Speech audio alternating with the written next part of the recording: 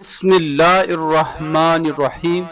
شروع اللہ کے نام سے جو بڑا مہربان نہایت رحم والا ہے۔ محبت رکھنے والے لوگ۔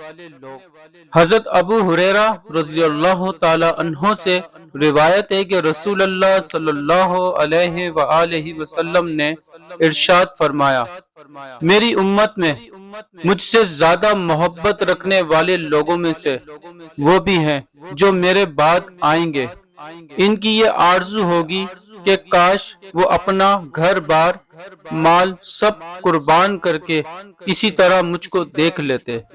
صحیح مسلم۔ قیامت کی تیاری۔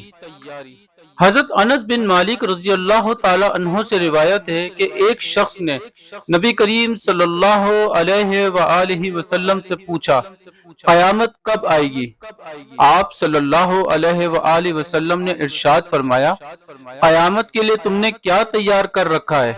اس نے عرض کیا، میں نے قیامت کے لیے نہ تو زیادہ نفلی نمازیں نہ زیادہ نفلی روزے تیار کیے ہیں اور نہ زیادہ صدقہ۔ ہاں ایک بات ہے کہ اللہ تعالی اور ان کے رسول صلی اللہ علیہ وآلہ وسلم سے محبت رکھتا ہوں۔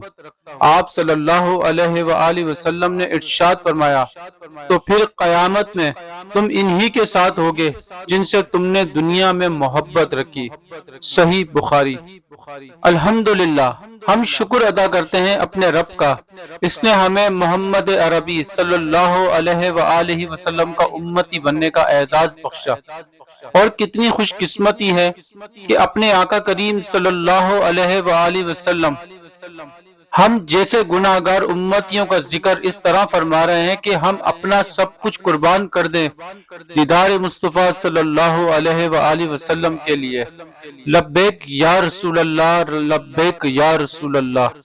اللہ ہمیں ایسا عاشق رسول بنا دے کہ ہماری آنے والی نسلیں بھی قربان ہو جائیں محمد صلی اللہ علیہ وآلہ وسلم کے مبارک نام پہ۔